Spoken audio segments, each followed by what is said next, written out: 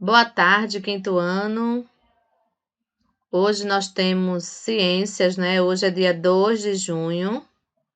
Para mim é um dia muito especial. Hoje eu estou completando 19 anos de casada. Né? São vários anos já de muita felicidade. E estou compartilhando com vocês, né, a data especial. E vamos ver agora o nosso conteúdo de hoje. Tá certo? Aula de ciências. Continuação sobre a água. Água salgada ou água doce? A abertura já vem com uma pergunta, não é? Na página 140 do livro 2. Então, pegue seu livro de ciência, página 140. A água não apresenta as mesmas características nos diferentes locais da Terra, pois a quantidade de sais dissolvido nela pode ser variável, né? O que muda é a quantidade de sais minerais. Tá certo? Então, ó. A água não apresenta as mesmas características nos diferentes locais da Terra, pois a quantidade de sais dissolvido nela pode ser variável. Eu peço que vocês assistam a aula até o final, porque é a única maneira de vocês compreenderem todo o conteúdo. Tá bom? Não adianta ir logo para as perguntas, porque você precisa compreender todo o texto. Então, vamos lá, tá bom? Na plataforma é bom porque você pode dar uma pausa e voltar. Dos 70% de água que cobrem a superfície do planeta, a maior parte é de água salgada e a menor parte é de água doce, vocês viram lá no gráfico.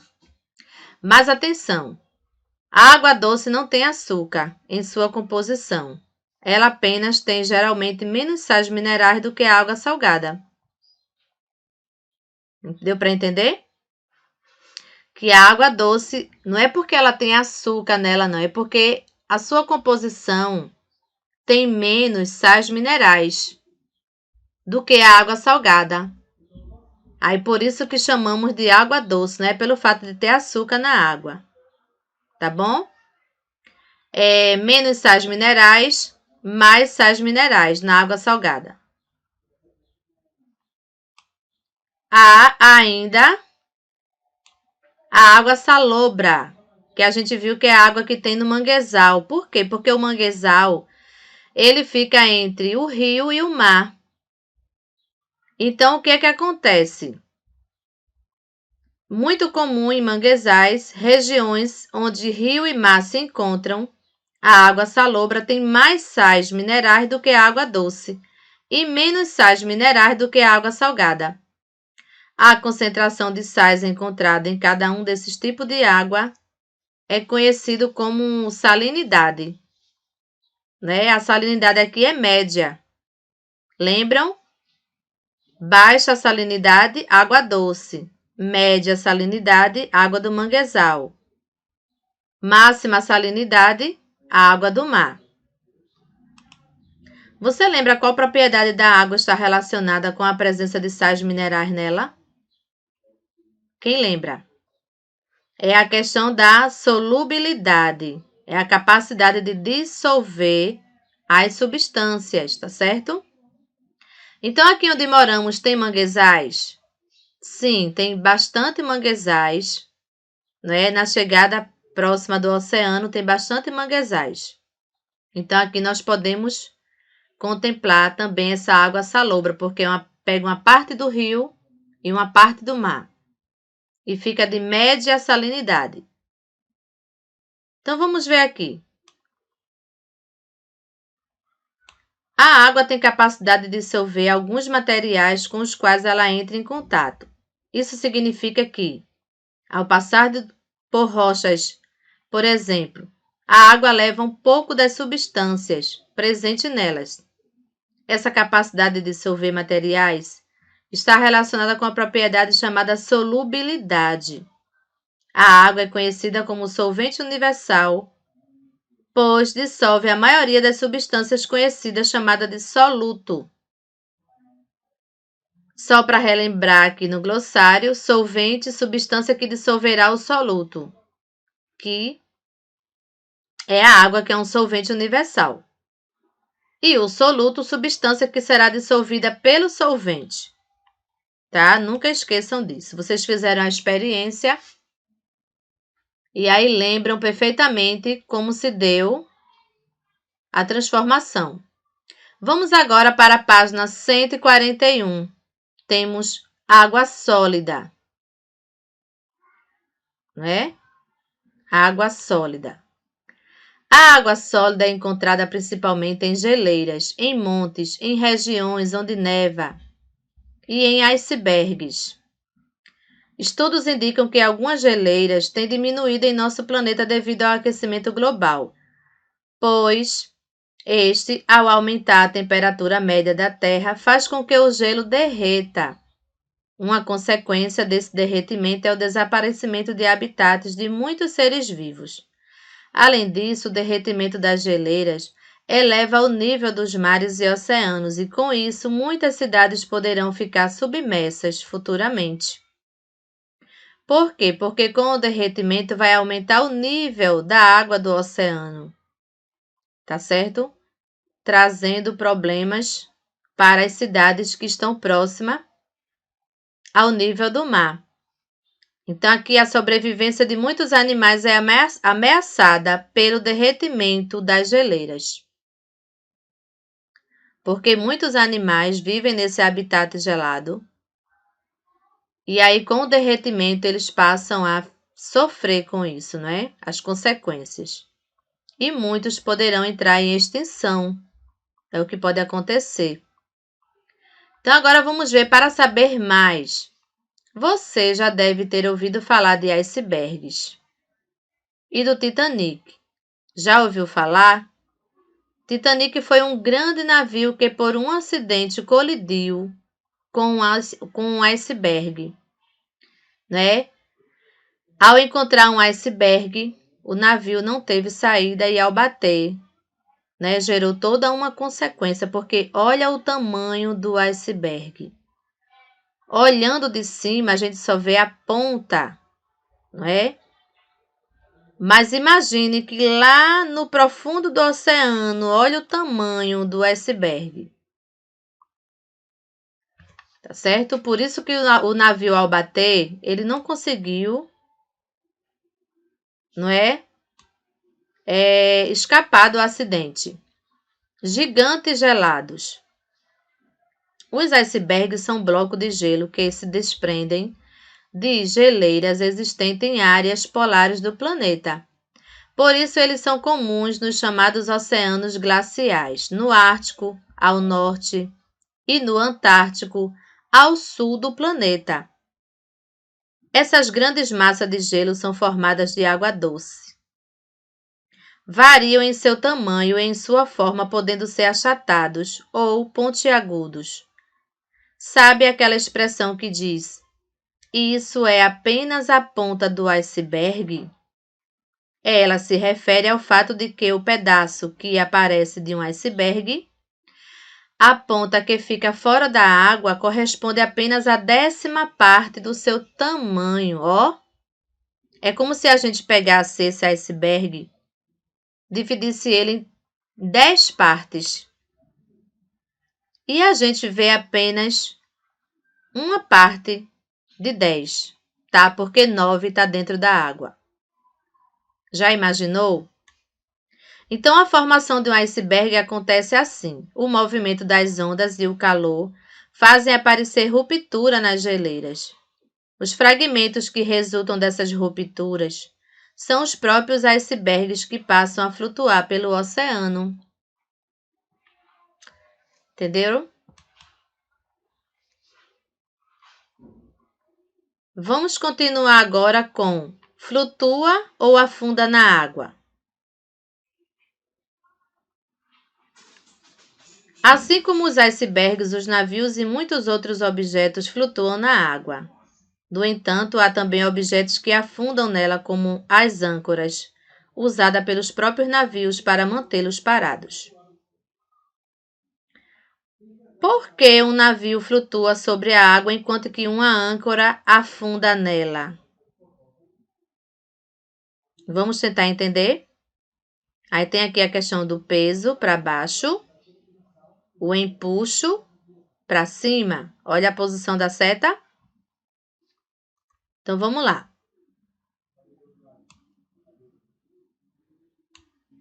Antes de mais nada, é necessário compreender que existe uma força que os corpos exercem sobre a superfície em que se encontram, e essa força é chamada de peso. Quando os corpos estão na água, além da força peso, a outra força que atua sobre eles é o empuxo. O empuxo é uma força contrária ao peso. Ou seja, se o peso atua em um corpo de cima para baixo, o empuxo atua no corpo de baixo para cima. É por isso que fica mais fácil carregar pessoas quando estamos na água. Se você já parou para observar quando você está na água, no mar, ou numa piscina, ou num rio, quando você segura uma pessoa, por mais pesada que ela seja, você vai conseguir segurar ela na água.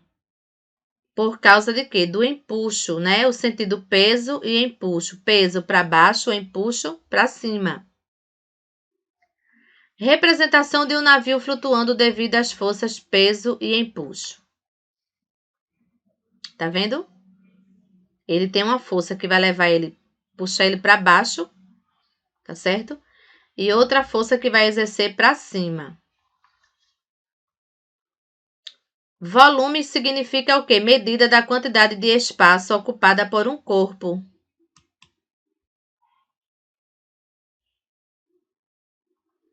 O empuxo é maior quanto maior for o volume ocupado pelo corpo. É por isso que até mesmo navios enormes flutuam na água. Outro conceito importante para responder à pergunta feita sobre a flutuação do navio é a densidade.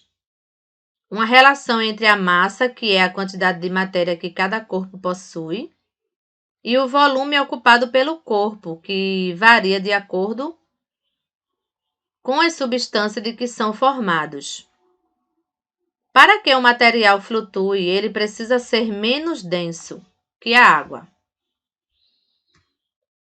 pois se possuir uma densidade maior, ele afunda. Muitos materiais que compõem o navio possuem uma densidade maior que a da água. Desse modo, para flutuar, o navio possui um espaço em seu interior que é ocupado por ar. Isso faz com que a sua densidade como um todo seja menor que a da água, devido à quantidade de ar que existe dentro do navio e ao tamanho do navio. Resumindo, o que acabamos de estudar, as características que influenciam para que um corpo que está na água ou em outro líquido flutue com mais facilidade são os seus formatos e os materiais de que é feito. Aqui aparece o papel alumínio. O papel alumínio é mais denso que a água. Uma bolinha de papel alumínio bem amassada afunda na água, mas um barquinho não. Por quê? Porque além do formato que aumenta seu volume, também há ar em seu interior. O que foi que houve aqui? Nesse espaço aberto do navio vai ter ar. Então, isso vai fazer com que ele flutue sobre a água. Mas se eu amasso todo esse papel alumínio e faço uma bolinha, ela vai afundar devido ao peso e por não ter ar no seu interior. Compreenderam? Assim, pode-se dizer que um navio não afunda porque seu peso é equilibrado pelo empuxo, e seu formato faz com que tenha um volume maior. Além disso, a densidade de alguns materiais de que o navio é feito é menor que a da água. Isso porque os navios possuem um grande espaço em seu interior que são preenchidos por ar e não são feitos apenas de metais, mas também de plástico, madeira, entre outros materiais. Certo? Na página 143. Você já ouviu falar do Mar Morto? Leia o texto a seguir para descobrir o porquê de ele ter esse nome.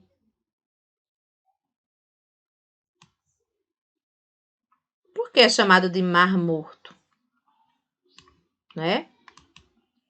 E na imagem vemos um homem flutuando no Mar Morto. Por quê? Vou selecionar para a gente ler isso, tá?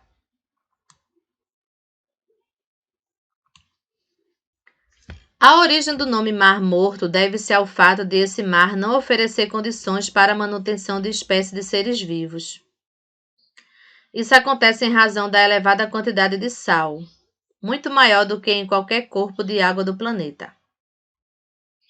A quantidade de sal no Mar Morto é tão acentuada que interfere na densidade de suas águas. Por causa disso, um corpo precisa ser extremamente denso para afundar nele. A prova disso é o fato de que qualquer pessoa conseguir flutuar normalmente em suas águas. Então, mesmo que você não saiba flutuar numa água, mas se você entrar na água do Mar Morto, você vai flutuar, devido à quantidade de sal que existe na água. Todavia, existe uma certa surpresa nessa história toda. O Mar Morto não é mar nem está morto. O Mar Morto não é mar, mas mesmo assim um grande lago de água salgada. Também não está morto, pois alguns seres vivos, como bactérias, conseguem sobreviver nesse ambiente, mesmo sendo salgado. Algumas bactérias conseguem sobreviver aqui, então é chamado de Mar Morto, mas na verdade vocês viram que é um grande lago de água salgada, chamada de Mar Morto. Então, se um dia você tiver a oportunidade de conhecer, você vai flutuar normalmente nessas águas salgadas. E como vocês viram, algumas bactérias conseguem sobreviver aqui.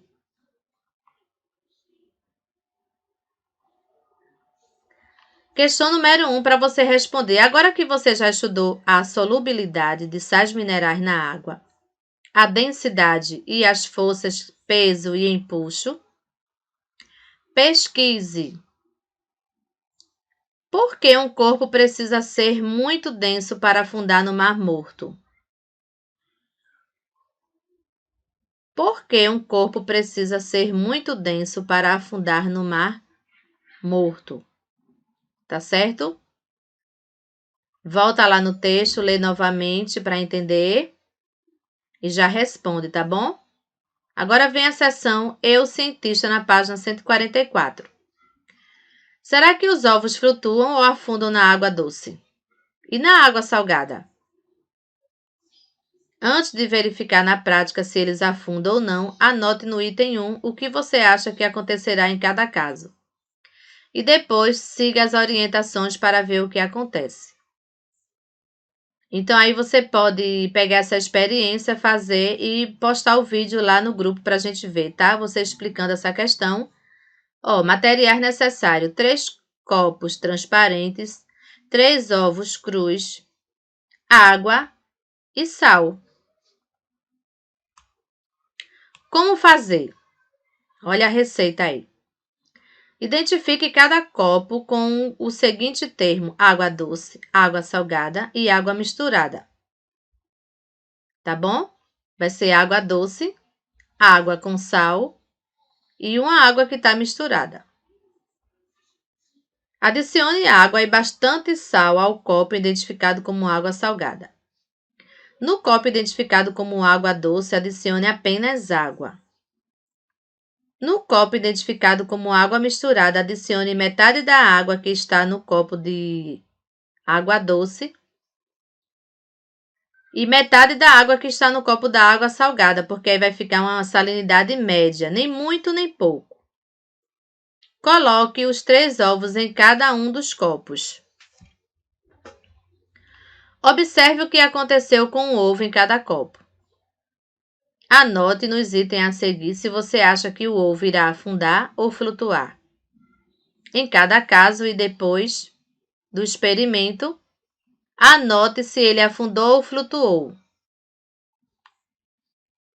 Letra A. Eu acho que o ovo em água doce vai... Responde de acordo com a experiência. O ovo em água doce. B. Eu acho que o ovo em água salgada vai... Aí responde de acordo com a experiência. C. Eu acho que o ovo em água misturada vai... Responde de acordo com a experiência. E na questão 2, faça um desenho no seu caderno para representar o resultado observado em cada caso. Água doce, água salgada e água misturada. Certo? Água doce é baixa salinidade, água salgada, máxima salinidade, água misturada, média salinidade, tá bom? Então, não esqueçam disso aí. Então, chegamos ao final da nossa aula de ciências. Vocês ainda vão ter também para responder a atividade de fichas, página 81 e 82. 81 e 82, dando continuação aí, não é? Sobre os estados em que a água pode ser encontrada na natureza, tá certo? E aí você vai explicar cada conceito, tá certo? E aí aparece quais são as transformações de estado físico que acontecem com a água. Indique a seguir. Quando a água muda de sólido para líquido, o que é que acontece? Acontece uma transformação, tá bom? Que você pode pesquisar e responder e amanhã a gente vai conferir na correção. Quando a água passa de líquido para gasoso, o que é que acontece? C. De gasoso para líquido. D. De líquido para sólido. Cada processo desse aqui vai mostrar uma transformação e existe um nome para você colocar. Então, você vai pesquisar sobre isso e vai responder. Tá certo? E amanhã a gente vai conferir na nossa correção, ok? Então, agora, para responder, livro, página 143, 144 e atividade de fichas 81 e 82. Tá certo? Fiquem com Deus e até a próxima aula.